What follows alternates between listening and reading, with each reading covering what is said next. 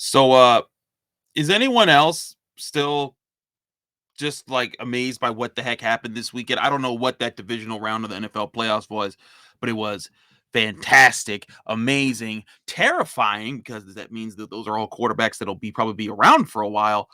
But there's a lot to talk about when it comes to football right now. But Steelers fans, we got important things, pressing things about the team that happened over the weekend, including late Sunday night involving the now vacant defensive coordinator job. I'm Chris Carter of the Locked On Steelers podcast. We're going to start this show talking about what happened. We know Keith Butler has retired. That was assumed, but although we all assumed it was Teryl Austin who was going to assume his position, a new challenger has come into that mix.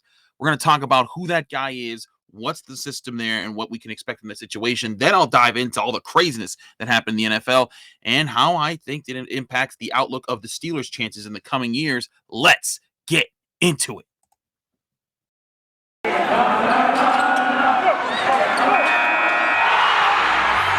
You are Locked On Steelers, your daily Pittsburgh Steelers podcast, part of the Locked On Podcast Network, your team every day.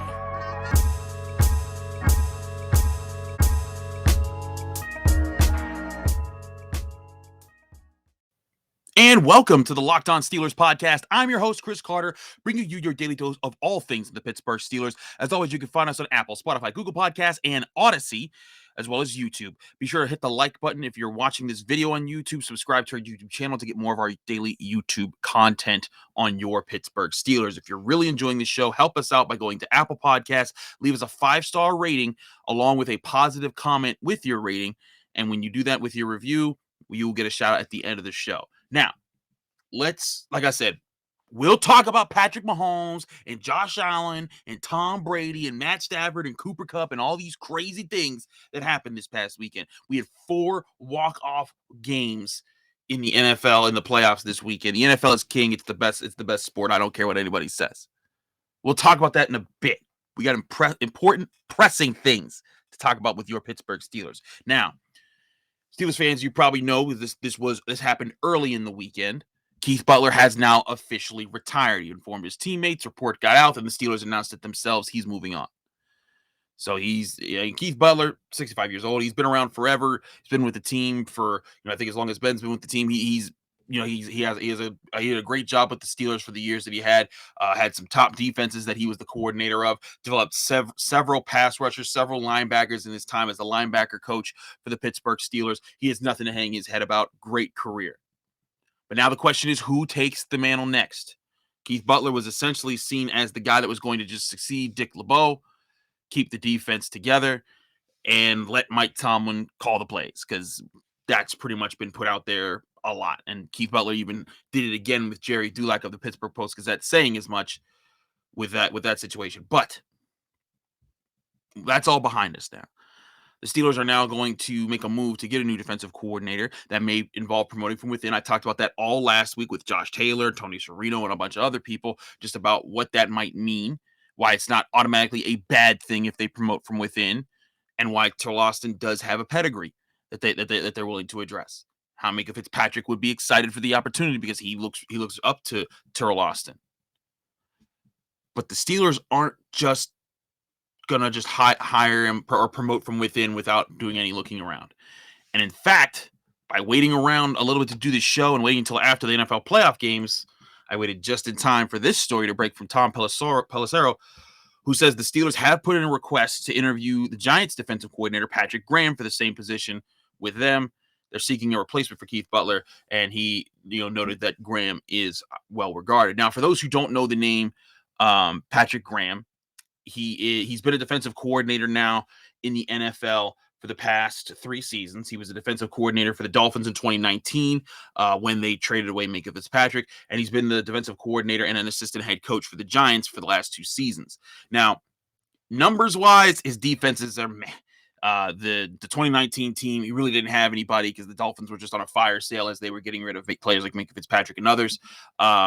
They were dead last in the league in scoring. They had a lot of problems. The 2020 Giants defense, though, did rank 9th in points allowed, did rank 12th in yards allowed. So that was a good year. But this year, it kind of dipped back down, or it dipped back down in both categories into the 20s.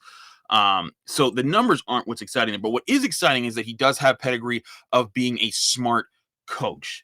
And this is a guy, he's 43 years old, so he's young. He's younger than like a Keith Butler. He's still working his way up. And this is one of the things that people talk about with trying to get new outside hires, not getting older guys who've been with your system forever, getting guys who may be young, innovative, bring something new to the table and change things up. And maybe the Steelers are just doing this just to kick the tires and see, hey, what's this guy got? Maybe we'll talk to him. Maybe, we'll see about him in the future, just establish a relationship there. It might mean absolutely nothing. This could just be posturing and just getting a chance to talk to the guy.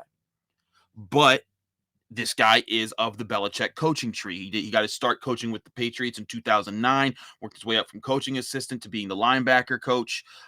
He finished with them in 2015 before joining the Giants as a defensive line coach. Seems like he's more of a run defense guy, which could be what the Steelers are looking at moving forward. Because remember, Teryl Austin, he's a defensive backs guy. He's the secondary. He's that guy. And when he joined the Steelers in 2019, Teryl Austin, that is, the Steelers turnovers went up. The secondary did improve and has improved since he's been on the team. So that's certainly something to consider. So who's going to be replacement? I still have my money on Teryl Austin, but it's interesting that they're going after a Patrick Graham of the Giants because, it does say, hey, they are open to other things and they're trying to, this could also just be a long-term play because who knows, Patrick Graham, he's also interviewing with the Giants about, their head coaching spot because Joe Judge is out there. So maybe he doesn't want to go to the Steelers, but still, again, you try to establish relationships, one thing that, that happens in all processes, for example, in the draft process, the Steelers still talk to guys they know that they're not going to get in the draft process because you never know what might come around in the future. One of the biggest things they said when they traded for Minkah Fitzpatrick, they did that because they knew, because they talked to Minkah Fitzpatrick in his draft year, and they saw what kind of an individual he is. They knew they were never going to get a chance to get him. He wasn't going to fall down all the way to where they pick, but they said, you know what? Maybe something comes around, we can trade for him, and then there it happened. And then you have that relationship. He came into the organization, and Minkah's been a superstar safety ever since. Not saying that that's the plan here, definitely with Patrick Graham, but it could be a similar idea here just to see, hey, let's establish this connection.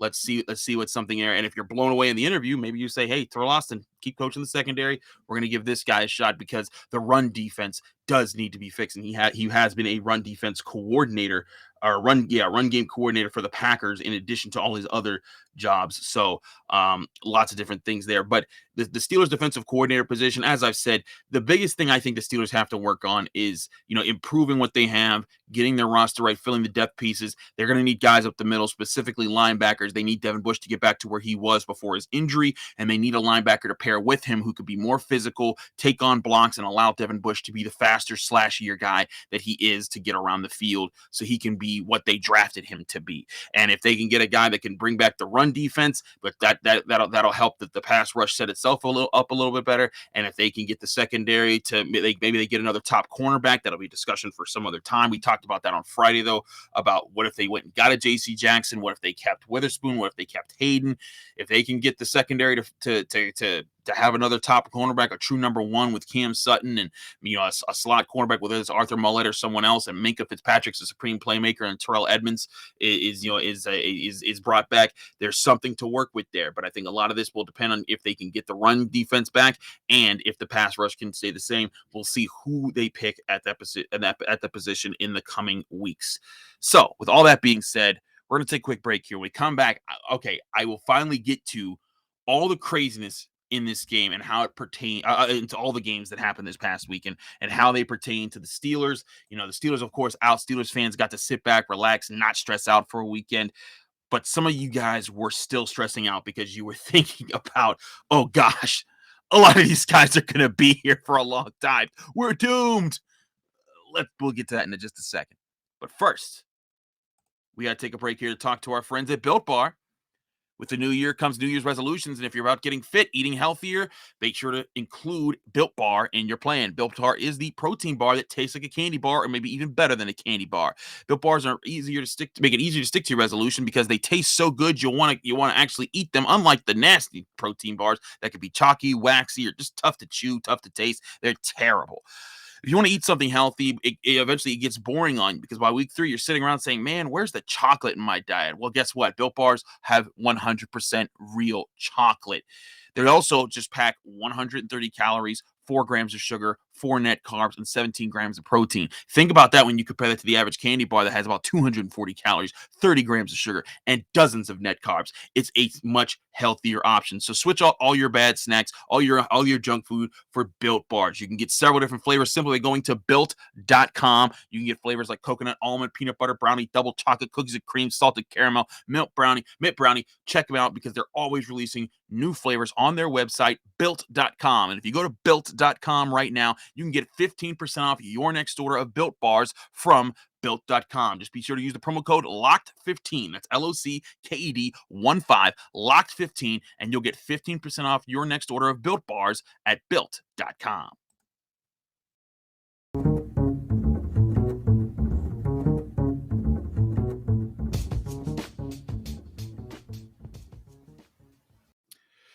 Back here on the Locked On Steelers podcast, I'm your host, Chris Carter. We thank you for making us your first listen every day. Keeping it rolling here, let's jump into this insane weekend of divisional round games. I'm still not over it. I waited until all the games were over. The Bengals game was one thing that was kind of crazy. But the way the Bills and Chiefs games ended, and also how Tom Brady went out, it's all worthy of talking about. Because you looked at the Bengals and Titans game, defense or just, not great offense. Both teams kind of going back and forth, lots of field goals. And then Ryan Tannehill has a chance to close it in the final minute. He throws a pass that gets tipped and intercepted. Joe Burrow throws one pass. It gets them in field goal range. They kick a field goal. They win the game. And now all of a sudden the 10-7 Bengals are 12-7 and headed to the AFC Championship game. But they're facing a Kansas City Chiefs team that they beat a few weeks ago, but is playing on a whole nother level. And it makes you, again, I said it was a true feat that the Steelers were able to contain that Chiefs offense for 20 minutes with all the holes that are in the defense right now, with the problems they've had at inside linebacker, the problems they've had on the defensive line, the fact that they didn't have any offense. All those issues, eventually the Chiefs picked at them, but they scored the same amount of points against the Bills that they did against the Steelers. I mean, that's just ridiculous that they hung in there. But this was a great game. This was a true showdown between maybe the two best quarterbacks in the NFL, maybe the two best quarterbacks just in the AFC, but definitely in the AFC, but maybe in the entire NFL. Josh Allen, threw 4 touchdowns. Patrick Mahomes throws 3, one of which in overtime. I look at this game, and I know there's a lot of people in Pittsburgh saying, man, how can we ever hope to compete with either of those teams with Ben Roethlisberger gone? Who could ever think that the Steelers would actually be able to beat these teams in any game of football? And it seems like people seem to forget that the Steelers did beat the Buffalo Bills early in the season. And yes, I understand that was a crazy game and probably something that wouldn't happen more than 1 out of every 10 games. But it is possible with a very limited team that the Steelers had this year. Ben Roethlisberger was a very limited version of himself. The offensive line, it was their first game playing together, and they were terrible. It was the first game for a lot of the rookies that the Steelers had. And this is a team that, with all the money that they're about to have in salary cap space, they can invest to be a better team next year. They can invest to get more in the offensive line so they can actually have a ground game. They can invest and get a quarterback. I'm going to talk about later in this week and who they should invest in getting a quarterback. They can invest and get maybe the top cornerback in the free agency period. That's what I talked about Friday with Jenna Harner. Maybe J.C. Jackson should be in the mix there, because you get him, then all of a sudden you have a guy that can run with Jamar Chase. You have a guy who can run with Tyreek Hill. You have a guy that can run with Stephon Diggs, and that puts yourself in a different situation defensively. So there's a lot of things the Steelers can do. I'm not just saying that, oh yeah, they'll just figure it out, because I don't think anybody's going to be able to figure out Patrick Mahomes. Did you see the things he was doing in this game? That Bills defense, and that's why I picked the Bills to win. I thought the Bills would win that game, but that Bills defense had the number 1 defense in the NFL. Granted, no Tre'Davious White. They had a lot of issues themselves, but you saw by the end of that game, they were cooked. The way that the style that the Bills play of offense in a shootout, it came down to a flip of a coin, because I truly do think that if the coin flips the other way, if it lands tails, the Bills get it. I think they walk down the field and get a touchdown in overtime, and we're all sitting here saying, wow, look at Josh Allen, and not the Chiefs, and it's Josh Allen's time, and the Chiefs are falling behind. I think that there's It's the inherent problems with the overtime rule. I'm not saying the overtime rule isn't fair, but I'm not because I do think that it's important to give it to that defenses need to play a big role. Defenses do need to make stops. I'm not saying, oh, woe is the Bills for that. I do think it's woe is the Bills because they just continue to suffer so much pain over the years. I have several friends of mine who are Bills fans, and I feel for them because I've seen them, and heck, there's even times I've rooted for them, and I've been like, yeah, go ahead, Bills, and then they just feel so much pain, and I'm like, man, Steelers fans, y'all don't know how good y'all got it, with the history that you've had.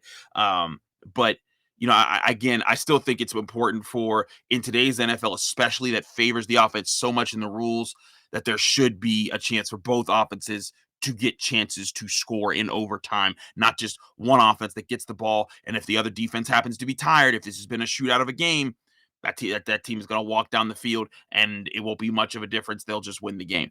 But there's, again, you look at the way this game was played. This was a shootout between two teams.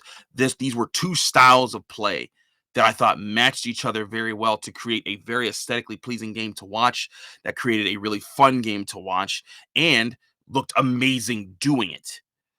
But I also don't think it's just some automatic thing that these two teams are going to run the AFC for the next bit of the future. I mean, and the same thing goes for the Bengals, who a lot of people were anointing as, oh, this is the team that's going to be the troublemakers of the AFC for the next 10 years. And I'm like, listen, I'm not saying they're not good this year or great this year because they're doing a great job in the AFC Championship game, but I'd hold the horses on just selling them the conference or even the division for the next 10 years. Let's see how they finish out these playoffs. Do they beat Patrick Mahomes again for a second time and go on to the Super Bowl? And then if they do go to the Super Bowl, whatever happens, do they bounce back next year and repeat? Because one thing that I think we've seen over the years is that there's plenty of teams that come in, become the young upstarts, and everyone says, "Oh yeah, that team's going to be around for a while," and then they fall apart, and it was a short thing. I mean, did we not just see that with the Browns? The Browns were the next anointed superstars of the NFL, and they were going to take over everything, and here they are falling apart. And the Steelers, with a 39-year-old Ben Roethlisberger, are still better than them. So again, I'm not anointing anyone, but I am saying the Bengals, they do look scary. When you look at the AFC right now, Burrow, Mahomes, Allen, even Justin Herbert, who wasn't even in these playoffs. There's a lot of young guns with super arms that are taking over the NFL. So now the pertinent question that comes back to the Steelers, wait a second, what do they do? Because you can't just go out and get a new arm, can you? Because that's expensive. It's not easy to you don't just stumble into a quarterback. Either you need to have a losing season, a really bad losing season, to put yourself in position to get a quarterback like that, or you get lucky and stumble onto one, or you trade to get one. But it's very rare to just stumble into a situation like that. Heck, when they got Ben Roethlisberger, they had the 11th overall pick of the NFL draft because Tommy Maddox was just so that bad. So what do the Steelers do? How do they respond when you see firepower like that? I think that there's a few more answers there. And again, the answers aren't all right here right now. It's still January, late January. The playoffs aren't even finished. The Super Bowl hasn't happened. We haven't even talked about free agency or the combine yet. Simmer down. But it is fun to think about, what would the Steelers need to do to compete in such an NFL when arms like this exist everywhere? I'll talk about that briefly in our next segment because I do think that's very important. But first, I got to talk to you about Get Upside. Hey, Steelers fans, this is Chris Carter with an incredible app everyone who buys gas needs to know about. It's called Get Upside. My listeners are making up to 25 cents for every gallon of gas every time they fill up. Just download the free Get Upside app in the App Store or Google Play right now. Be sure to use the promo code TOUCHDOWN, and you'll get a bonus 25 cents per gallon on your first fill up. That's up to 50 cents cash back. Don't pay full price at the pump anymore. Get cash back using Get Upside. Just download the app for free and use promo code TOUCHDOWN to get up to 50 cents per gallon cash back on your first tank. Some people who drive a lot are making as much as $200 or $300 a month in cash back, and there's no catch. The cash back gets added right to your account. You can cash out anytime to your bank account, PayPal, or an e-gift card for Amazon and other brands. Just download the free Get Upside app and use promo code TOUCHDOWN to get up to 50 cents per gallon cash back on your first tank. Again, that's promo code TOUCHDOWN on your Get Upside app.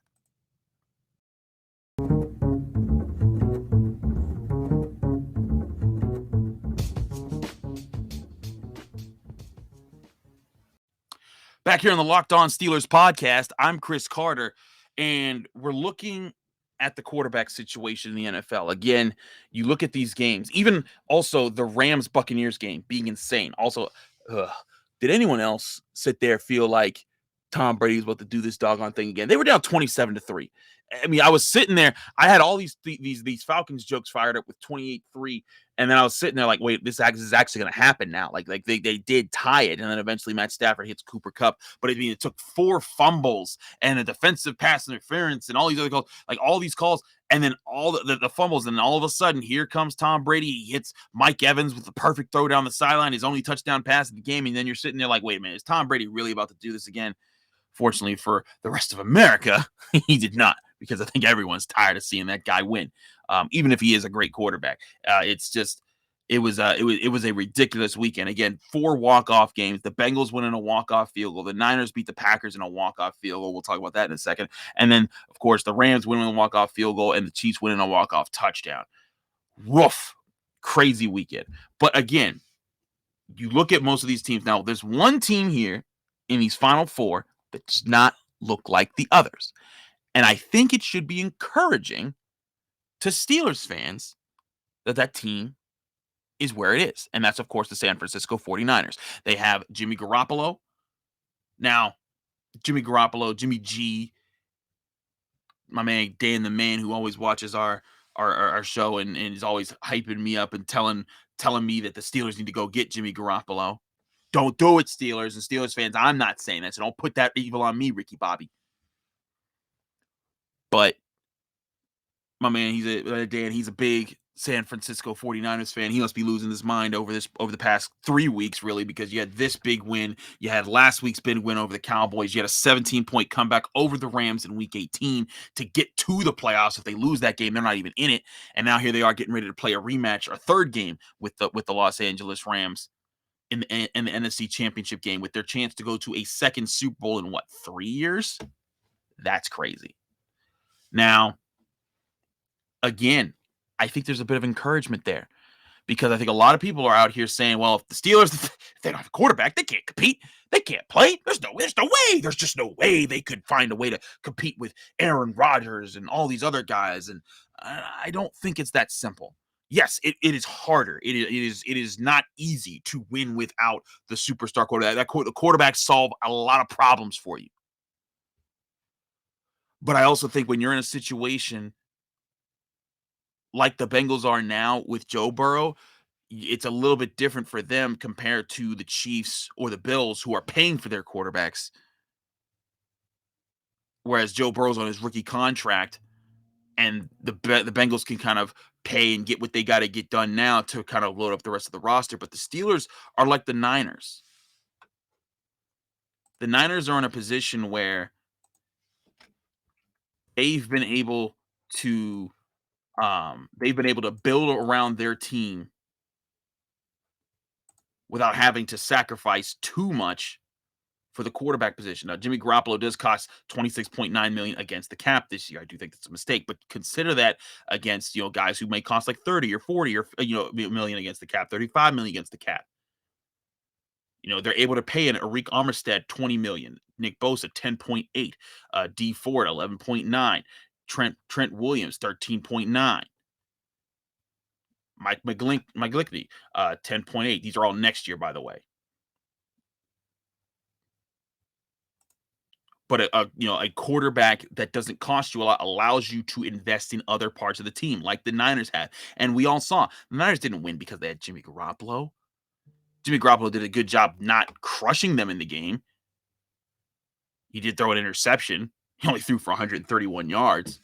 But that team is built to win, much like the Steelers are. Play ugly, play defense, run the ball where you can, control the ball where you can, limit opportunities for the other side, and get to work. Now, when you look at how that game played out, the Niners and the Packers, the Steelers had 8 possessions in the first half against the Chiefs. The Niners had 9 possessions in the entire game against the Packers. Now, granted, that's a different game too, by the way, because it's snowing, it's Lambeau Field, it's a different environment, and Aaron Rodgers wasn't on his game. But again, that's a team where Aaron Rodgers, Devontae Adams, that offense, Aaron Jones, A.J. Dillon, all the weapons they've loaded into, the offensive line they've invested into with the Packers, all the things that they did to build up that team, and you still were able to hang with them in the Niners. And again, this isn't a fluke by the Niners, and maybe this year's a fluke, but then that's 2 flukes in 3 years. Because Jimmy Garoppolo wasn't all that 2 years ago when they went up against the Chiefs in the Super Bowl then, and they almost took the Chiefs. If Jimmy Garoppolo hits one deep ball, they beat the Chiefs that year. But I do think that if the Steelers, they do need a good game manager, they do need a guy who doesn't turn the ball over. But I do think if the Steelers are able to assemble a real offensive line, go win some battles in free agency, go get a superstar corner to hold down the outside, add some X factors with the extra money that you have to play with, and sign a decent veteran. Sign up, not like I'm not saying Derek Carr, but I'm saying like a decent. I'm saying a guy who's been around the league a little bit. Go into camp with 4 quarterbacks because they've also indicated they're not giving up on Dwayne Haskins. They signed him to a restricted free agent tender. He's going to cost $2.5 million against the cap next year. Mason Rudolph is already going to be back. If they draft a guy, he'll be in the mix. And then you could still go and get like a Tyrod Taylor, a Marcus Mariota, someone along those lines, Jameis Winston, whoever. And then the 4 of those guys, again, duke it out in camp. And then all you're saying to that team is saying, look, similar format with the 49ers. Run the ball, control the clock. When the other team starts to settle on the run, quarterback, all you got to do is find the one-on-one, throw it deep, make the play. And don't lose the game. Don't turn the ball over. And then defense, you've invested a lot more into it, so it's not the 2021 Steelers defense that's going to be ranking dead last in rush defense because they're going to be a lot different because you're going to be invested more into the group. You're probably going to have a better linebacker pairing next to Devin Bush. You're hoping that Devin Bush will be better himself. You'll probably have a better secondary because you won't have holes at the cornerback position. You're probably going to have, again, a better run defense because you're going to have a healthier defensive line. If they're not healthier, you'll have invested to make sure that you are. I think there's serious questions about Stephon Tuitt and whether he'll be back next year. Not saying that he definitely won't be back next year, but the Steelers need to look at that and say, Stephon, I know this year, and it pushed back your surgery and everything with everything that happened to your brother, so that kind of ruined your schedule to get back for the season. But they need to make sure that he can play football next year, because if he can, and if he's back to where he was 2 years ago, this defense becomes top tier again with him, Cam, Alex continuing to grow, TJ still growing. Don't know how that's happening. They either draft or pay a linebacker to go next to Bush and play. Those two have to play really well together. You probably pay to go get a star corner. Maybe you pay to keep Terrell Evans, and all of a sudden you're looking at a defense that's back to where it was in 2019. And again, put that 2019 defense with just a decent Steelers offense, and that team's dangerous. We saw how that team could compete with a lot of different teams in the NFL. Heck, this year's team beat the Bills and beat the Titans, 2 teams that were in the AFC divisional round that we just watched that was insane and crazy. And for all the makings, even though they lost badly to the Bengals the second time. They lost by 2 possessions to the Bengals the first time. The Steelers this year, with all the things against them, no offensive line, no rush defense, an aged quarterback, several rookies starting, players being hurt, TJ Watt being his first year hurt for more than like 5 minutes. They still were a half game back of the Bengals with the almighty Joe Burrow. And that's not me making fun of Joe Burrow. It's acknowledging like, hey, people are saying he's unstoppable. I'd like to see how this guy does when everyone sees him coming in the entire Bengals offense. Because this year, everyone's kind of looking like, we really didn't really get to see much of Joe Burrow last year because he got destroyed. And he got destroyed again this year, but he just didn't get hurt. But I don't think it's all otherworldly to think that the Steelers could assemble a roster and then in coming years, all of a sudden you're looking around like, hey, how did they get back in the mix? How are they competing? But I see a lot of people saying, oh, it's just a done deal. The Steelers, they're not going to be able to find a way to be competitive or be relevant in the NFL without finding the next superstar quarterback. If they don't find their Patrick Mahomes or Josh Allen or Joe Burrow, they're doomed. And I do think it's important. They need to go find that guy. But you shouldn't sell the farm to get that guy, because if you sell the farm to do it and then you don't have the team around them, well, then you're going to look like, well, they wasted that guy. You got to build naturally. You gotta build the roster, build the core, invest it, make make your team something to build it. And then when you have that roster and that core, and you're able to get that guy, and who knows, maybe you stumble upon him. Maybe you get a guy in the first or second round of the NFL draft, drafting naturally without having to tank or trade up. And then you're sitting there saying, "Wow, that worked out very nicely." But I mean, a lot of people, and we talked about it all throughout the offseason. Aaron Rodgers. What if he comes to the Steelers? Aaron Rodgers doing he's making faces at Mike Tomlin when they played each other this year. Aaron Rodgers this, Aaron Rodgers that. I'm not so sure Aaron Rodgers is the best idea for the Steelers, because if he's 38. He maybe has 1 or 2 more years left in the NFL. Maybe he lasts longer if he wants to. But his cap number next year for the Packers is $46.7 million. If they trade him, they would still have to, they would eat probably about 19, eat almost 20 million of that. So you're paying roughly $27 million a year for Aaron Rodgers. And that sounds great and all, but you're going to probably be giving up at least 2 first-round picks. And is our 2 first-round picks for the rest of your development worth 2 years of Aaron Rodgers when you can't really build around him because you've spent all that money on the quarterback position and you gave away important draft picks that you need to develop? That's why I think the Steelers need to not do that right now. If a great steal of a deal comes around, great, sure, awesome, go for that. But the Steelers need money to invest and build a core right now, and the Steelers need draft picks to build the core for the future. And that's why I say the Steelers, they don't need to panic. Don't do what NFL fans right now are doing, looking around saying, "Oh my God, look at all these quarterbacks." Do what the Steelers have always done. Stay focused. Look at what you want to become. This is why Mike Tomlin says nameless grave faces. And this goes all the way back to Chuck Noll. They always say it's not about the other team, it's about what you do. It's about what you do. And that's just not just on the field, it's as an organization. It's how you scout, it's how you prepare, it's how you do everything to build the organization the way it's been. And that's why I think the Steelers, when it comes to making sure that they're making the right decisions and building this next core however they want it to be built, they need to do it their way and not rush it just because they see some shiny object throwing passes for another team right now. But we have a lot more time to talk about this. I'm sure we will talk about this a lot this offseason. I'm still coming down after watching that insane football weekend. And it was amazing football. I can't wait to see the TV ratings because I can't imagine what that was like. I mean, I sat in front of my television with my computer looking at, I was looking at college tape for NFL draft prospects and stuff, and eventually I just stopped because I was just like, this is I have to focus on these games because these were just so amazing. And we get more next week. Isn't that something? But hey, like I said, we're going to have a lot of time to talk about this quarterback situation and what the Steelers should do. I know there's people that disagree with me out there. If you do disagree, hit me up on Twitter and Instagram at Carter Critiques. Thanks so much for those who do hit me up. I always appreciate y'all. I don't always find the time to respond. I apologize for that. Got a lot going on that's always doing things. So we're trying to crank out as much as we can. Again, thank you for joining us here on the Locked On Steelers podcast. I'm Chris Carter. You can follow me on Twitter and Instagram at Carter Critiques. Join the Locked On Steelers Facebook group by just going to Facebook, searching Locked On Steelers. You can join the group. We're over 5,200 people strong. So we have a lot of Steelers fans you can interact with there.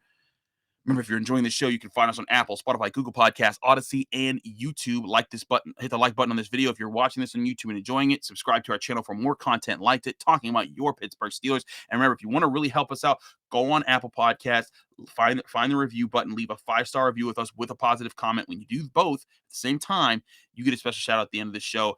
We did a lot last week because a lot of you guys were pouring them in. Thank you so much for all those who did. Again, thanks for tuning in. We're going to have a guest tomorrow. We're still working out who it's going to be. It might not be Tony because he has some things he has to do. We're trying to get the agency back this week. We're going to get Brooke Pryor on from ESPN hopefully this week. And of course, we will have Jen on Friday. So a lot coming this week where we're talking about the Steelers, more about the defensive coordinator position. Of course, we'll probably visit more Matt Canada talk as well, but also quarterback futures. There's so much going on with the Pittsburgh Steelers. Even though it's just the very start of the offseason, there's always plenty to talk about. Thanks for tuning in. I'll be back on your screens and in your ears very soon.